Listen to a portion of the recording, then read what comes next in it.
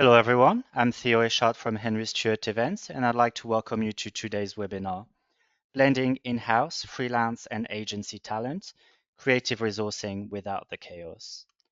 This webinar is sponsored by Brainrider, a global creative services vendor working remotely across time zones to support marketing execution through unique, flexible resourcing solutions. There will be time at the end of the session dedicated to the Q&A, so please send through your questions at any point using the Questions tab in the top right corner of your GoToWebinar window. Also a reminder that a recording of this session will be sent to you tomorrow, so you can view it again at your own pace. Now it's my great pleasure to pass you over to Nolin LeChasseur, co-founder and partner of Brainrider. Thank you, and over to you. Thank you, Theo. And thank you, Henry Stewart, for hosting us. We love attending the Henry Stewart events in person, and we're excited to have access to speak with folks from all over the world today in this virtual event as well. I think we're going to have a very interesting discussion over the next hour. Creative resourcing in today's labor market and today's business environment is very complex, to say the least. And we're fortunate to have expertise here from both the HR and people perspective with David Murphy from Rippling, and from a legal perspective with Sean Voigt from Fisher Phillips. And so we're hoping for lots of questions from you in the audience today.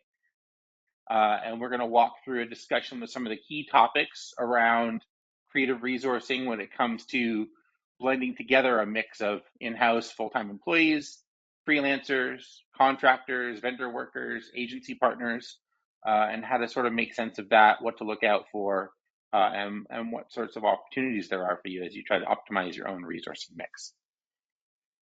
So let's take down this title slide so you can see all these wonderful panelists that we've got access to today.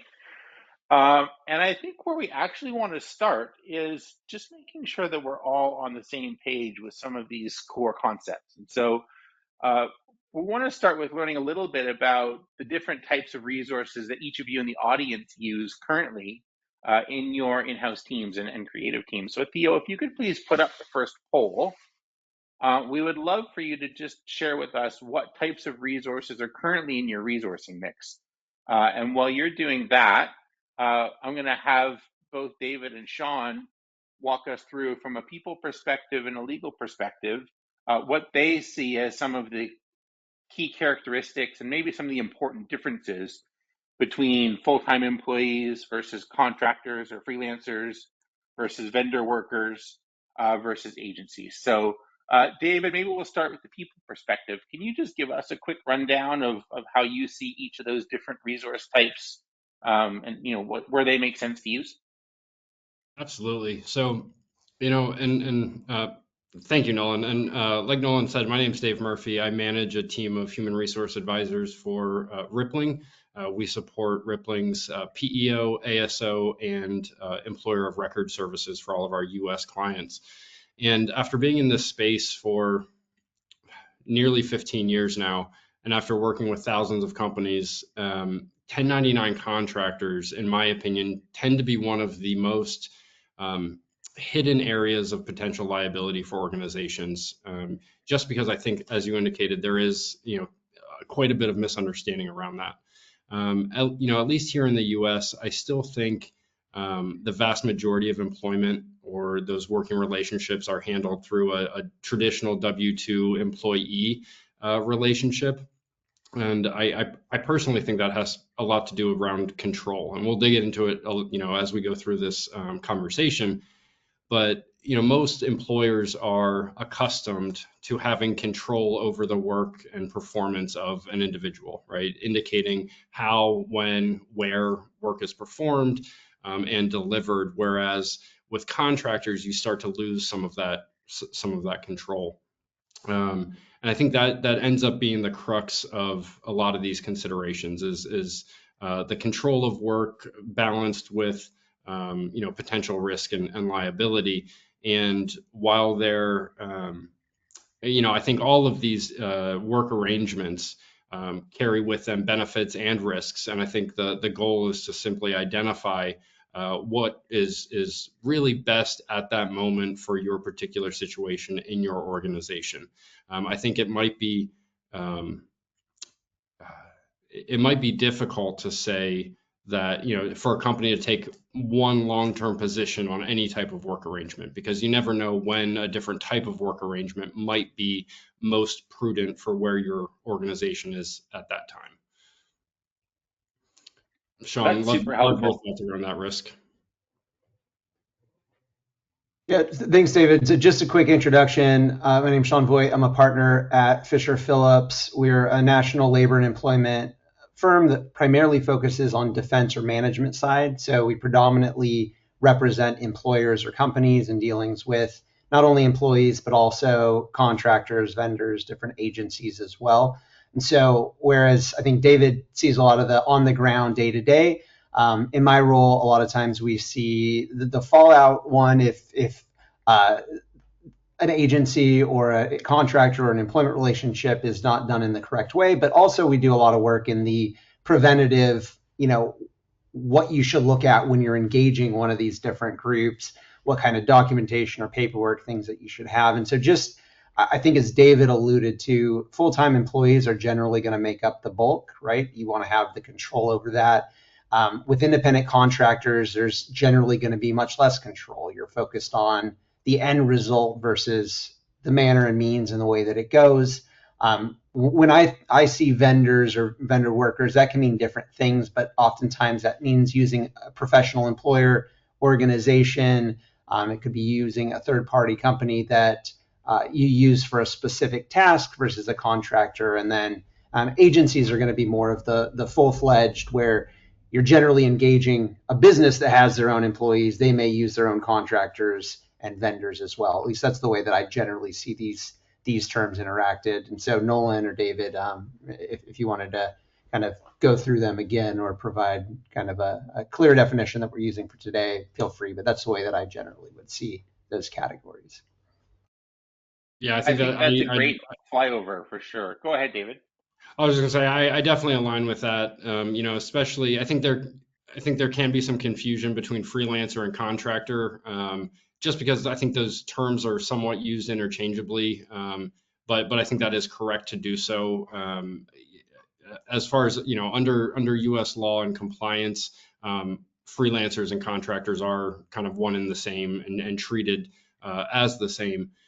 Sean, I'm curious around your perspective, because I know you just indicated of dealing with the fallout of all of these. And for the benefit of our international audience, one thing I've discovered is that, obviously there is a very large discrepancy between some international HR regulations and practices versus some U.S. regulations and compliance. And my perspective of the U.S. has become very little requirement, but massive risk. I think a lot of international organizations are used to a very tight-knit process for certain things as it pertains to managing employees or terminating employees or hiring employees, and some very stringent regulation around those. And while there is regulation and compliance in the U.S., much of that is really at the state level. And employers, due to the at-will relationship, which we can dig into with W-2 employees, I think there's it can go back to really trying to navigate. A lot of international employers feel like they're on their own in the US when it comes to managing employees, because it can feel like the Wild West, because there's not strict processes to follow necessarily. And I think one of the important things when it comes to managing any type of worker in the US specifically is just leaning on specific resources and not trying to kind of guess your way through these relationships, because as Sean indicated, some of the fallout of minor missteps can actually have pretty significant consequences for the organization.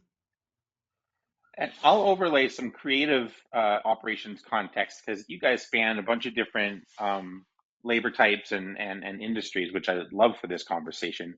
In terms of the audience that's on today, and the poll shows this, like just about everybody is using full-time employees.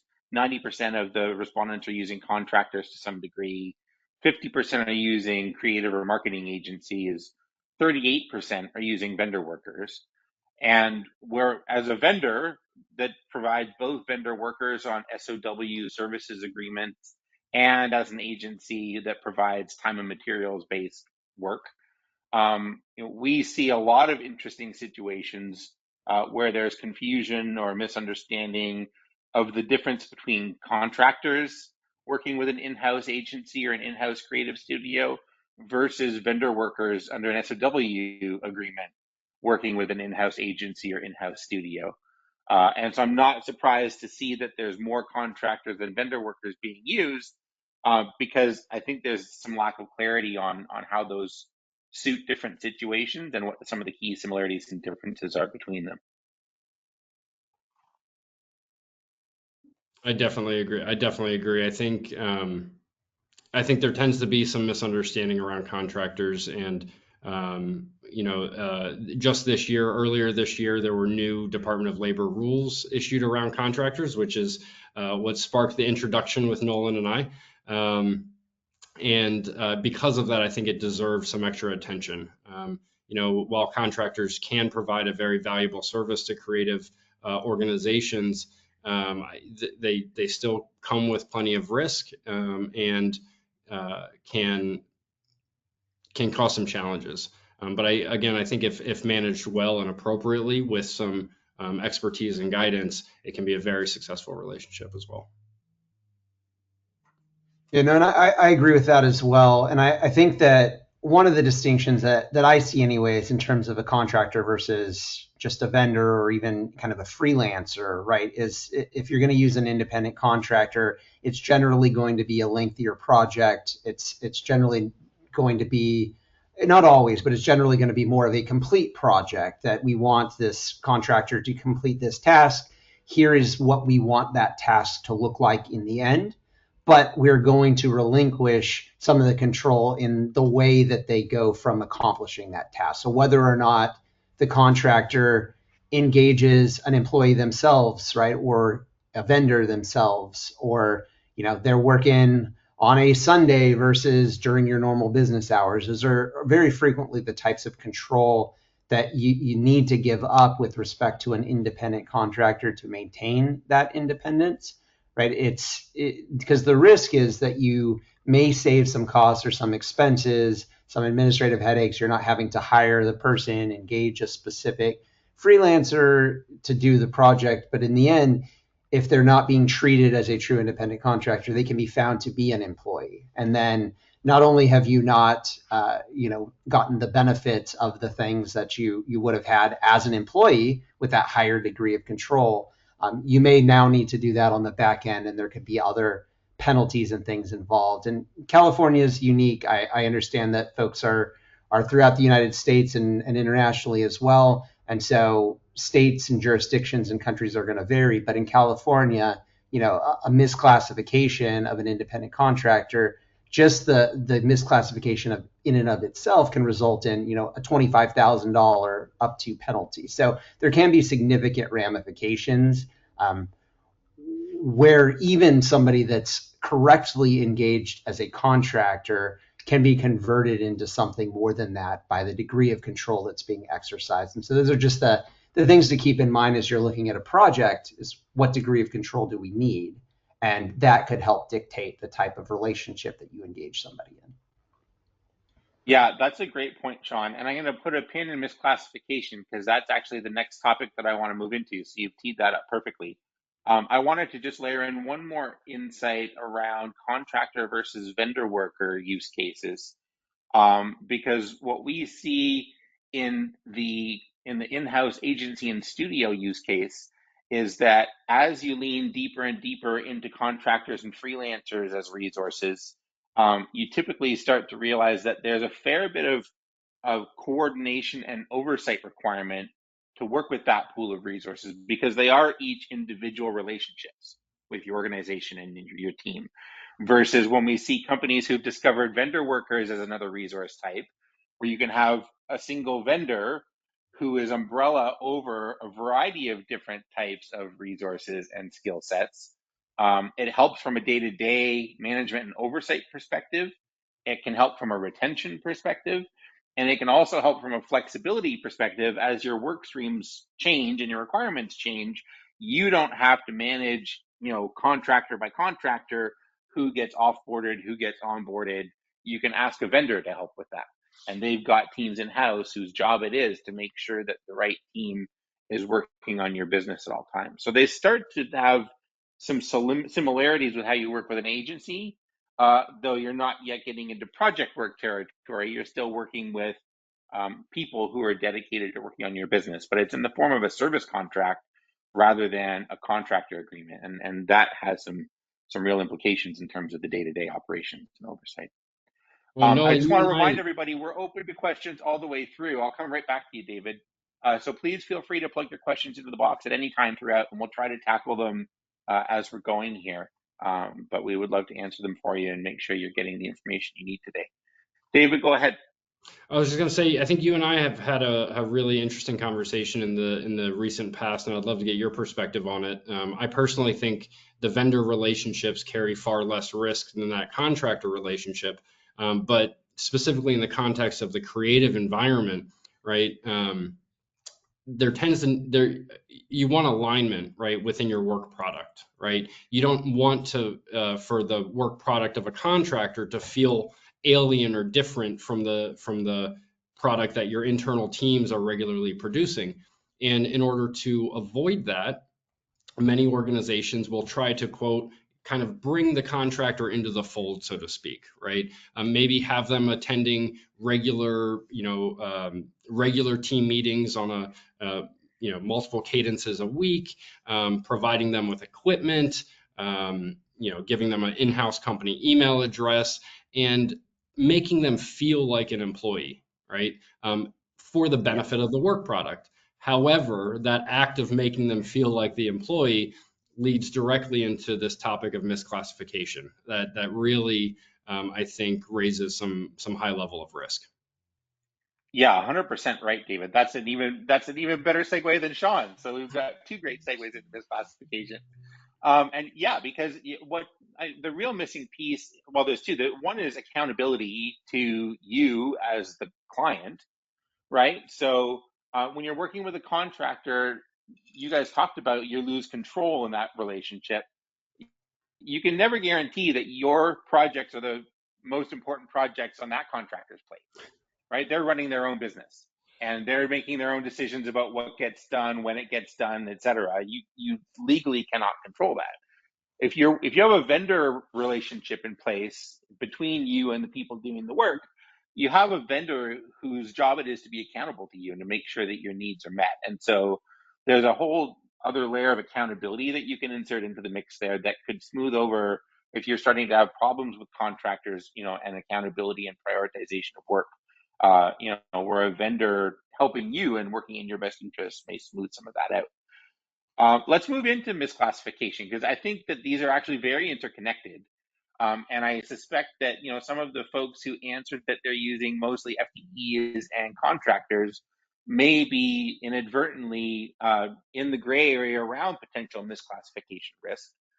That's typically what nudges organizations into vendor worker relationships in combination with contractors. So why don't we go back to sort of defining the term or the concept, and then we can dig into the conversation. But from a people perspective, David, and then Sean from a legal perspective, what is misclassification? And in the context of resourcing, why is it important to understand and think about? Absolutely. So going back to that people perspective, it can be tough to manage contractors and employees that are kind of working together on similar work or similar projects simultaneously, because there really should be differentiation of treatment between the two types of workers. Independent contractors, and I'm sure Sean has a better legal definition, right? But a self-employed individual generally going to have multiple clients, multiple revenue streams, multiple projects going on at a time, not necessarily dedicated to one organization. And the risk comes in that most states in the US, they don't really care what you call something, right? They don't care whether you call a position a 1099 or W-2. The real analysis comes in the treatment of that person and position.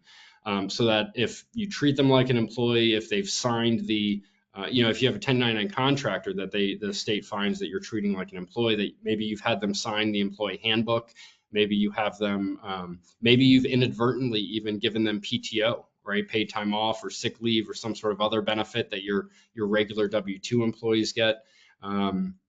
Maybe you are providing them with all of the equipment necessary to do their job and technology, and indicating to them exactly when they need to be working and how they need to be working and with what systems.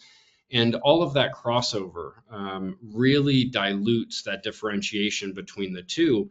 And, what I've experienced as the consequence on the back end is that, a state can say, well, you've been treating this person like a contractor for the last 3 years, right? So you haven't been paying payroll taxes. You haven't been paying unemployment taxes. You've been non-compliant for things like workers' compensation. And here are 3 years worth of fees, fines, and penalties. And unfortunately, in my experience, those consequences don't occur until the relationship sours in one way or another. And quite often that can occur with a contractor filing for unemployment, where the relationship ends, the work relationship has ended, maybe the project's over or the task is over, and that individual goes to file for unemployment benefits. They are denied, and then they file a complaint with the state saying, I had benefits, I had time off, I had a handbook. And so, even when things might be going very well with a contractor, and everything you might think everything's compliant, sometimes those consequences aren't really realized until that relationship's over. David hit nail on the head, I think, with that. Said it as well as I would in terms of the independent contractor. I think that, just to piggyback on the notion that vendors are going to carry less risk than a contractor, generally the reason for that is that the folks that are doing the work with the vendor are employees themselves. They're employees of the vendor, right? And so there is the vendor that's generally, or should be, paying the payroll taxes, providing workers' compensation, providing paid sick leave, providing the types of benefits and things that somebody that's engaged directly as an independent contractor is not going to get, just as a matter of course by that label, right? And the same reason that they're not getting those things as an independent contractor is the same reason why at the end of that, when it sours, they may say, well, hey, I know you engaged me as an independent contractor, but I was reporting to the work site, I clocked in, or I used a badge to scan in, I was working with a team of employees, I was doing the very things that those folks were doing. One of the big examples where this occurred was, years and years ago now, but in Microsoft, they paid nearly $100 million to rectify a situation where there were independent contractors performing the same work as employees, and essentially saying we should have been getting the benefits, the 401k, the paid sick leave, all those different things. And where the states tend to look at it is, is somebody treating them as an employee? With the vendor, they are. And so that can make it an easier situation to go through. And that adds to the degree of control that you can have. If you have a agreement with a vendor that I need this project completed by this date in this precise way, now that vendor is going to be responsible for communicating internally with their employees and making sure that happens. But they can say, hey, employee, I need you to work overtime. I need you to prioritize this project. Where if you're engaged with an independent contractor, you don't always have that flexibility, and it carries that higher degree of risk just in and of the fact that they're not being employed by anybody, right? They're just an external independent contractor. The last thing that I would add into that is that there are going to be geographic nuances. So I know in the UK, for example, there's the concept of a dependent contractor, where it's somewhat bridges the gap between an employee and an independent contractor, where the companies may still need to require or provide some benefits, some paid time, some different things. So that's the important caveat, I guess, for all of this discussion, is that what is the case in the United States may not be in a different country. What's the case in California may not be the same within a different state, but these principles are generally going to broadly apply. And so I think our goal or our hope is that we'll provide enough of that information to where, maybe just ask the question, if you're going to engage this individual as an independent contractor, are they really independent, or should we be looking more towards a vendor or an agency relationship? Sean, I think you. Yeah, and I think in sorry, go ahead, David. Oh, my apologies. I was just going to say, I think you said something really, really important there as it pertains to contractors, and it was doing the same work as employees. And I'm sure you can expand on it. The new rule changes from the Department of Labor earlier this year kind of reinforce the multi-point contractor test that had previously been in place. And one of those assessment points is how integral the work is to the primary function of the organization. And I think that can be very important as well. And while there's no single aspect of the contractor relationship that can make or break the determination necessarily, I think that is one very big aspect to highlight, that if a contractor is performing the same type of work or the same work that your W-2 employees are doing, that really might be a flag for you to reassess what that relationship looks like. Yeah, I love that you're using the word relationship, David, because as a vendor that does provide both embedded vendor workers and agency services, we really work to build out, we call it our relationship triangle, with the client contact, the vendor contact, and the person doing the work, all in joint relationships, and they're all connected. And if you're doing direct contractor relationships, you don't have that triangle anymore. You don't have the vendor third party to help mediate and facilitate between the client and the contractor or the worker. And from an ongoing working relationship perspective, having the third leg on that stool really balances the working relationship between all three sides. Because there is a lot of, feedback and non-workload oversight and retention and performance and other things that are pretty difficult to avoid discussing with someone who's working on your business on an ongoing basis. But those things also start to potentially run afoul from a misclassification perspective, or treating somebody like an employee when they're actually a contractor. And so you don't want to lose the ability to have those interactions, but you want to have a model in place that allows them to happen in a way that preserves the classification and minimizes the risk exposure as you're doing that. We got a question from Courtney in the audience. Thanks, Courtney, which is actually a great third segue for us. Everybody's doing good with the segues so far. Courtney is asking for suggestions, and I'm going to expand the scope a little bit, Courtney. She's asking suggestions for how to determine when you should keep work in-house versus find a freelancer or contractor. And she's secondarily asking who we recommend would be responsible for seeking out contractors and for managing the work that they're doing through the process of the engagement.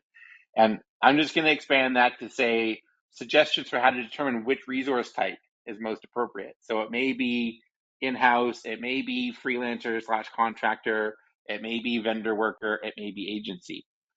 So maybe you can talk through, Sean, why don't we start with you this time?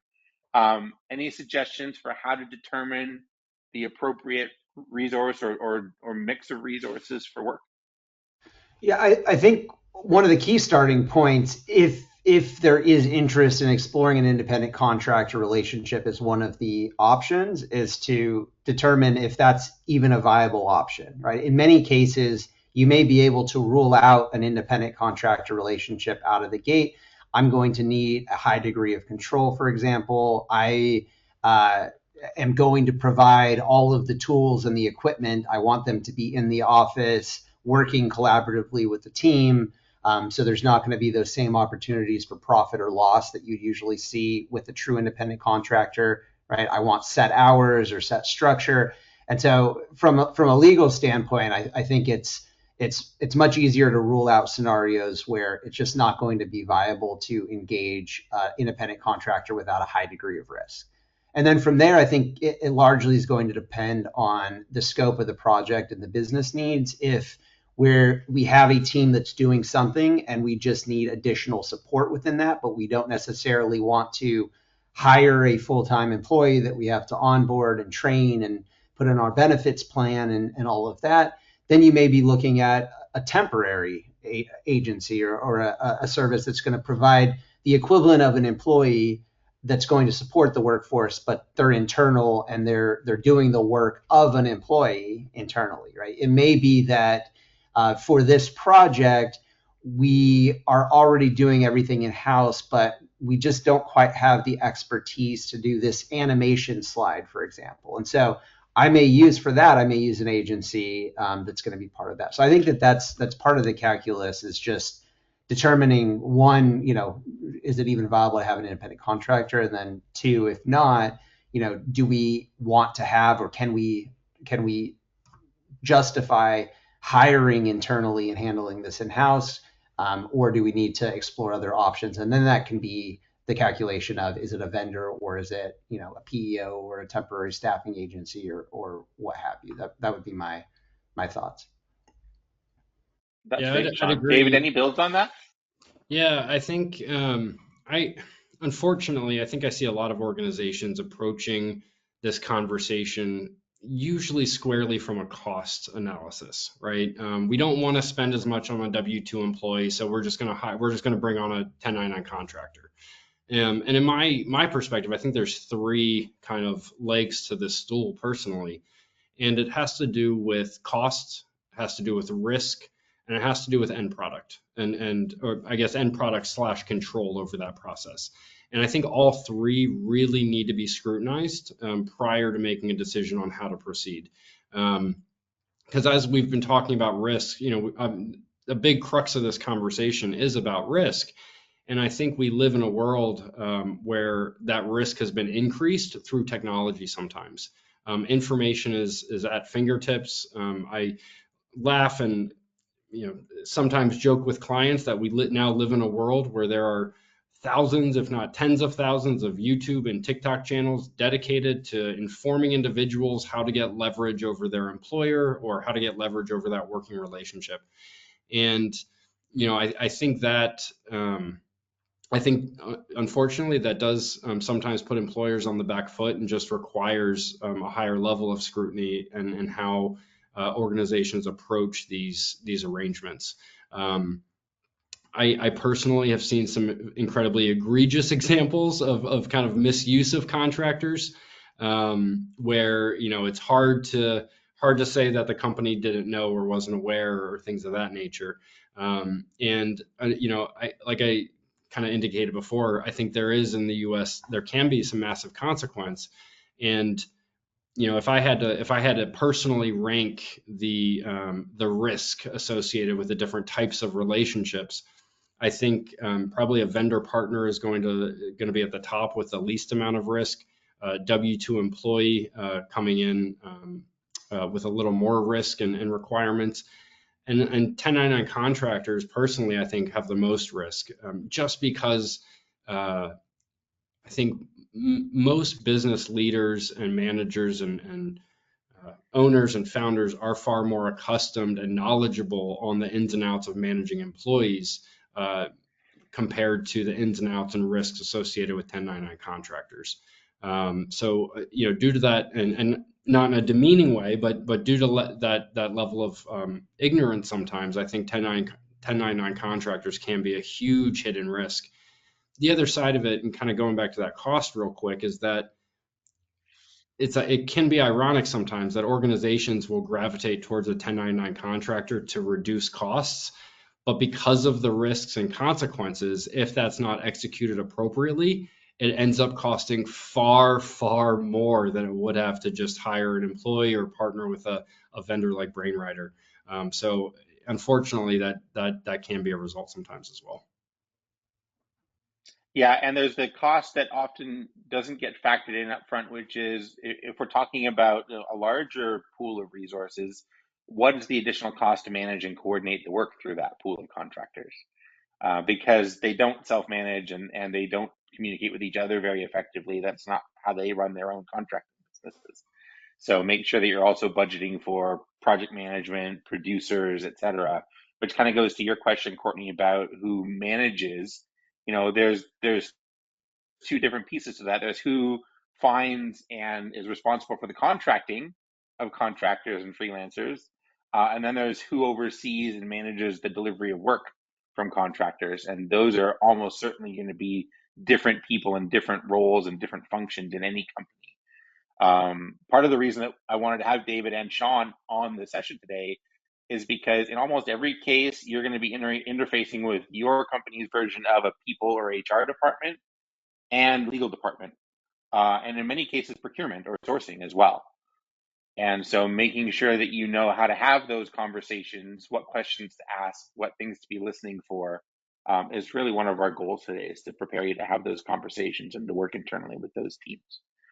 I'll add that in terms of figuring out the right resourcing type, we tend to use we call them our magic discovery questions when we're getting into a new relationship, which is really designed to have people focus on the work versus the person. Because I think we're tempted to define our needs in terms of a person with a job description, and that can take you down the wrong path pretty quickly from a resourcing perspective. So we like to start with, can you describe what the work is that needs to be done, whether it's deliverables or processes or activities? Can you secondly define the amount of work and the timing of that work? Is it one time? Is it ongoing? Does it have a deadline or a due date? Is it something that happens weekly, monthly, indefinitely? The third question is what skill set or skill sets are required to do that work? That'll start to uncover whether it can even be an individual person doing the whole work stream, or whether you actually need different skill sets and different people and different experience to get the work done. That'll lead you down certain paths in terms of resourcing options.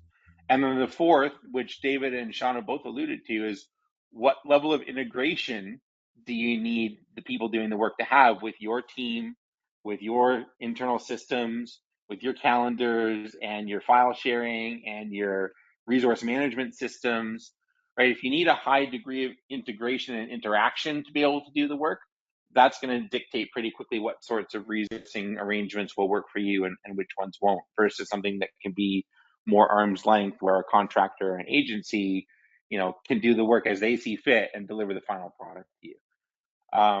And that's probably a good opportunity to mention in the materials tab here in the go-to interface, we've got a little tip sheet that you're welcome to download. It's not gated or anything, so feel free to pop over there. And we actually talk about some of those considerations and things to think through and talk about internally as you're trying to figure out the right sorts of resources that'll work for your team and your work streams. We've got another question I wanted to bring up from Nicole. Thanks, Nicole. And Nicole asking, this is back to classification and misclassification, which is not surprising. What is classified as, quote, the same type of work as full-time employees? David, I think you mentioned that in one of your comments. When we're hiring freelancers, Nicole says, it's to help out the core team, so they're working on similar types of projects. And Nicole, I think your scenario is very common, and that's exactly why we wanted to have this conversation today, to understand when you're trying to extend your core team or your internal team, what sorts of resources make sense and what sorts of resources keep you on side. So David, maybe you can talk a little bit more about that in terms of what work they're doing and how it compares to what FTEs are doing. Yeah, absolutely. So from my perspective, I think if the issue or the challenge is that you need, a few additional hands to support the work that your current teams are doing, to augment or supplement the support that your current teams are doing, in my perspective, a vendor partner is going to be far less risky and generally going to be more effective to that end. Whereas with a contractor, with a contractor, again, it kind of goes back to control. But contractors, I view as utilizing a skill set that you do not have in-house, right? And I think we haven't really touched on that yet, but kind of going back to the approach of deciding, which kind of relationship to have and how to classify this relationship. Um, I think part of it is it starts with an internal skills assessment. I think unfortunately many organizations might not even be aware of all of the skill sets that their current employees possess. And so that's really the way that I approach between a vendor partner or a contractor, right? If I need additional support towards work and skill sets that I already have in-house, I'd be looking for a vendor partner. If I am looking for a skill set or work that we do not have the capacity, that we don't have in-house, that we don't have that human capital resource, that's where I would be looking more towards an independent contractor who by definition would be that expert in that area. And Sean, I think we would see some limitations in terms of term of service and break in service requirements if we're getting into using contractors as an extension of an in-house team as well, right? That's right. Yeah, one of the characteristics of an independent contractor is generally it's not going to be terminable at will like an employee. It's generally for a specific term or a specific project. It's less flexibility there. Also, just to add on to David's point, that's a good way of looking at it. And in certain jurisdictions, that can be dispositive of if they're doing the same work, right? So in California, for example, in order to be a true independent contractor, there's a three-part test, and one of them is that one of the prongs is that the worker has to be performing work that's outside the usual course of the hiring entity's business. And so that's going to eliminate. It's unique to a lot of your jurisdictions, but that in California, if they're doing the same thing that you're doing and you just need added resources, you're likely going to be precluded from hiring an independent contractor. And in other jurisdictions where it may not be explicitly barred if they're doing the same type of work, it is going to lend itself to the argument that they are an employee, right? If they're doing the same types of things, that they're going to have less control over what they're doing. They're going to have less use of their tools, equipments, and things that a true independent contractor may. And in that instance, going with the vendor arrangement, right? They're going to support your existing employees, but the vendor is most likely employing that individual that's filling the role. And so you do have less of a risk that ties into it. Yeah, and as a vendor, I can vouch for the fact that you can really define the services being provided by that vendor with a lot more flexibility and latitude than you can engage a contractor where you're bringing them in as a contractor resource, right? Because vendors can provide really any sort of service to your business that you need to procure as a vendor services relationship. And so if there is more overlap or adjacency and it's more of a capacity issue versus a different capability gap that you're trying to solve for, then I think it's definitely worth looking into and having internal conversations with your legal and HR teams about a vendor option where you can still have people from that vendor who are dedicated to supporting your team. It doesn't have to be a classic agency, time and materials, black box kind of situation. But the legal definition of the relationship can be different with an SOW and a vendor than it can with a contractor. Especially if you're starting to talk about larger numbers of people doing more diverse work. And I think a lot of companies, we work with some of the biggest tech companies, so they're pretty schooled on contractors versus vendor workers, and even they are constantly looking at classification and reclassification of different resources in different roles. But they definitely dip into both. And so I think if your organization is not yet familiar with vendor workers and using vendor contracts to support your team as an extension, I think it's an option worth investigating. And hopefully you'll learn a little bit today about how that compares to your use of contractors and some of the key things to ask about. Because not all vendors are created equal either, right? You're going to want to understand how they find their people, how they hire and manage and retain their people, how they compensate their people, and then how they connect their people into your team. And you'll find some very hands-off vendors, and that's reflected in their lower rates typically to you. You'll find some more high-touch, people-first kinds of vendors, and their rates are usually a little bit higher, but they play a more active role in managing and retaining the people that are working with your team. And so it really just depends on what your priorities there, and be sure to ask lots of questions around that. We've got another question from Rish that says, specifically to creative teams, the problem with outsourcing is brand inconsistency and aligning to brand voice. How do you tackle that? It's a great question, Rish. Maybe I'll tackle this one first because we deal with that on a daily basis. And then if Sean or David have some builds, they're welcome to chime in. I would say that really, as soon as you get into outsourcing, this is kind of my fourth question: what level of integration do the people doing the work need to have with your business and your team? So if understanding brand guidelines, if understanding brand voice, if working on revisions and feedback and input as work is done is important to the final product, and it typically is, then you have to find a way to share that information and reinforce those guidelines with the people that are doing the work. And so really there's two classic ways to do that. There's to bring people into your team, and you can essentially micromanage how those things are applied, or you can brief an outside team, typically an agency historically, and you cross your fingers that they pay attention during the briefing and apply your brand standards and brand guidelines and brand voice accurately as they produce stuff, and you go through the subsequent revisions and feedback and cycles until you get something you're happy with.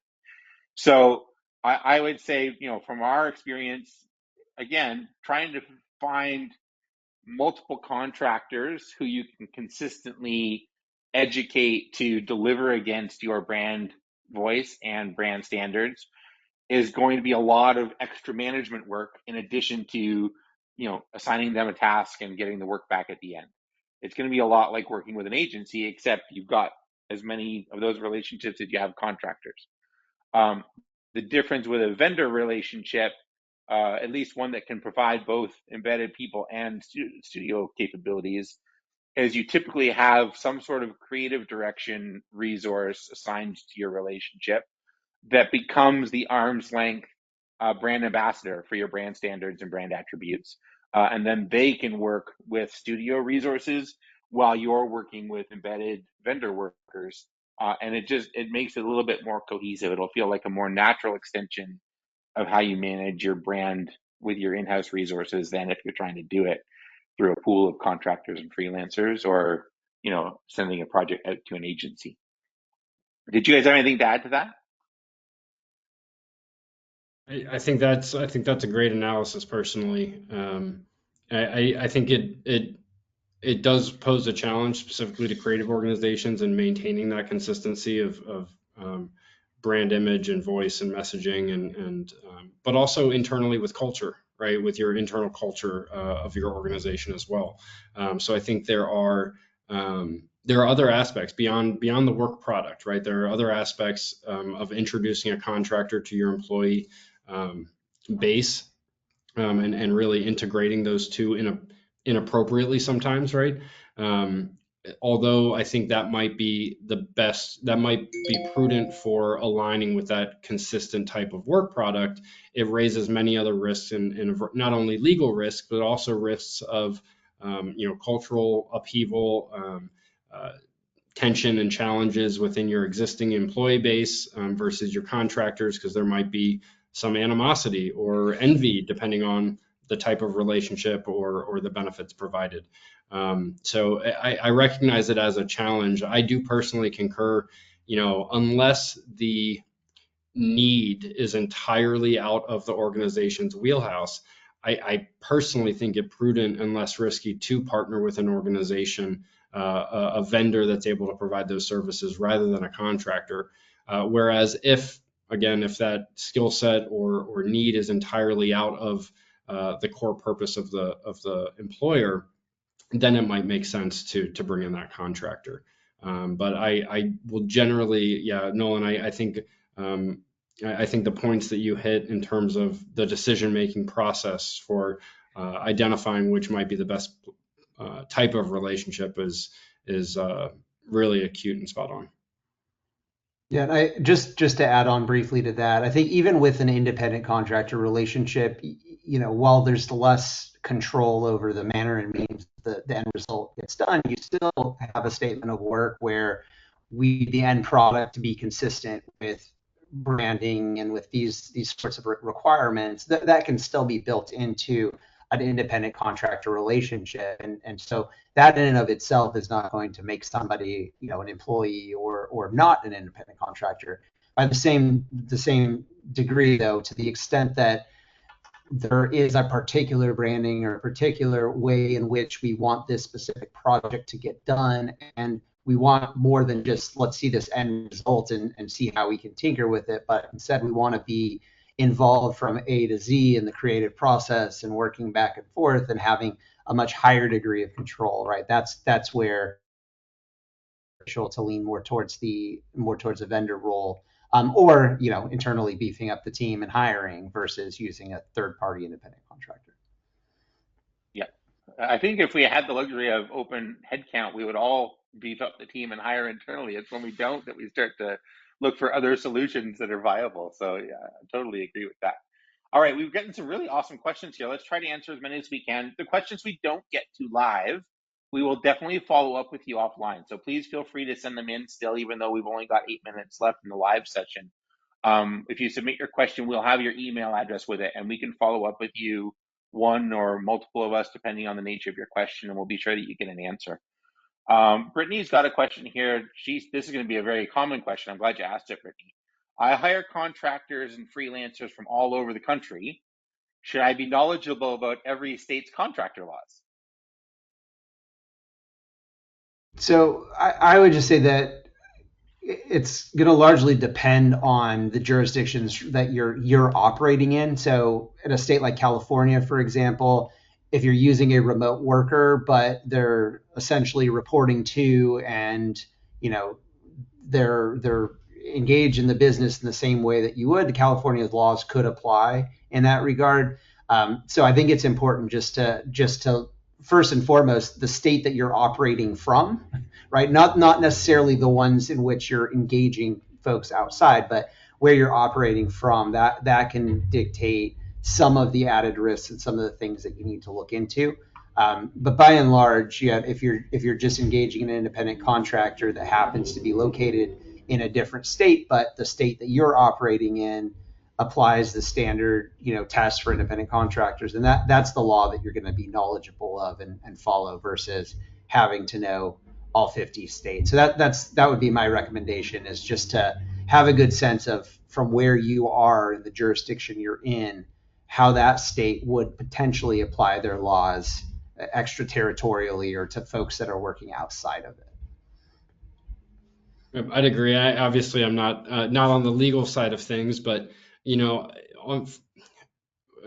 with that question, to be honest, when it comes to U.S. management, and I'll use that term broadly, but when it comes to management in the U.S., there is so much discrepancy from state to state in terms of compliance requirements and penalties and fines and whatnot. I think Sean, completely aligned with Sean that it is absolutely prudent for both W-2 employees and contractors for you to be well familiar with the rules, regulations, requirements of that state, just to highlight that discrepancy, regarding pay, for example, right? Now, independent contractors don't fall under the same minimum pay requirements that W-2 employees do in the U.S.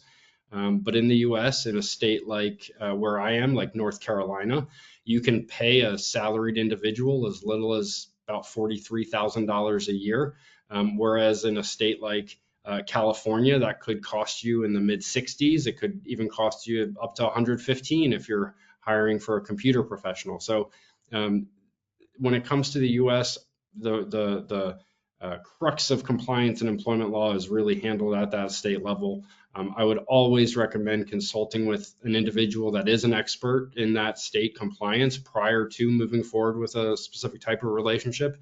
I think spending a little bit of money on the front end with some expertise and consultation can save a ton of time, headaches, and money on the back end as well. And I can vouch that even just fielding inquiries from government agencies to make sure that you're actually doing things and documenting things the right way can be extremely time consuming. So even if you're not doing anything wrong, as soon as you start prompting questions from different jurisdictions, you're going to have a lot of administrative overhead to deal with. And the more you know about each of those jurisdictions, the less homework you're going to need to do when you start getting those questions coming in. Another great question here from Diana. Can you speak to managing relationship and workflows between embedded vendor employees and full-time employees? So I'm happy to talk to that, but why don't we start with the two of you? David, you can go first if you want.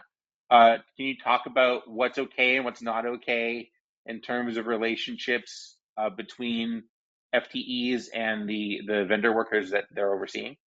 Yeah, absolutely. And I'll be respectful of time. I want to give Sean a time here as well, because I think this is sometimes more on the legal end. But just reiterating, there's not one aspect of the 1099 contractor or vendor partner relationship that makes or breaks the relationship. Not one aspect defines that relationship. And it is generally going to be a totality of a multi-pronged test, a 6-factor test at the federal level, a 3-factor test in California, I believe. So, I would suggest not necessarily getting hung up on one aspect of the interaction between employees, right? Crossover of some systems and utilization of similar systems is fine in most cases. Attendance of certain team meetings might also be okay. But again, I think it is that totality, right? To make sure that there isn't some sort of egregious consideration or aspect of the individual or vendor that you're working with that would really kind of spiral that whole arrangement. And that's right. And by definition, right, an independent contractor should be operating differently than an employee, since they're controlling more of their work schedule, their hours, and the manner of their getting things done. And so there's going to kind of be that natural separation there. Now, that's not to say that an independent contractor can't have them attend this team meeting that we have, because that's going to play a role in the end product that they're working on. But the closer that those two start aligning, and the degree of separation in terms of what the independent contractor is doing and what the employee workforce are doing, that should trigger a red flag of, is this truly a situation that we continue as an independent contractor, or should this individual be employed by somebody? If it's not by us, should it be a vendor that we're looking at? Yeah, the global tech companies that we provide vendor workers to make clear delineation between their full-time employees and their vendor workers, even when they're sitting next to each other in an office with badges and company-issued computers and whatnot. They distinguish between inviting to meetings that have to do with discussing work versus discussing company information. So corporate all-hands meetings are typically vendor worker excluded, FTE only, versus like weekly stand-up meetings and project discussions and work meetings where vendor workers are included because they're working on those projects. Access to proprietary tools, data, etc., is very limited to only what's required to do the work that they're being asked to do, versus blanket access if you've got more open access for full-time employees for that sort of thing. And from a management perspective, the reason I talked about that sort of the three-cornered relationship triangle is because we built that to enable assignment managers, the client, to manage the workload conversations, but to not get involved in the people conversations around performance and that sort of thing. And that's what they use us for, to manage the vendor workers from a people perspective. Thanks, everybody. We're going to have to wrap up here. I knew that we could have gone on for a whole other hour, but we're getting up to time. So thanks for joining. Thanks for the amazing questions. We'll answer the ones we didn't get to. If you have questions you didn't ask, scan that QR code. It'll connect you to the Brainrider company page on LinkedIn, and you can post your questions there or send them in a private message. We'll make sure they get to Sean and David to answer. We'll also post a recording of this session when it's available, and the tip sheet and some other helpful resources on that LinkedIn page when they're available. So that's your way to stay connected with us, ask further questions, and get the resources that are going to be sent out as a follow-up from this session. And again, massive thanks to David and Sean. I think this was an amazing conversation, and we may even end up doing round 2 if we get enough questions. But thanks, everybody, for giving us an hour of your day, and I hope that you have a great rest of the week. Thank you, Nolin. Everyone.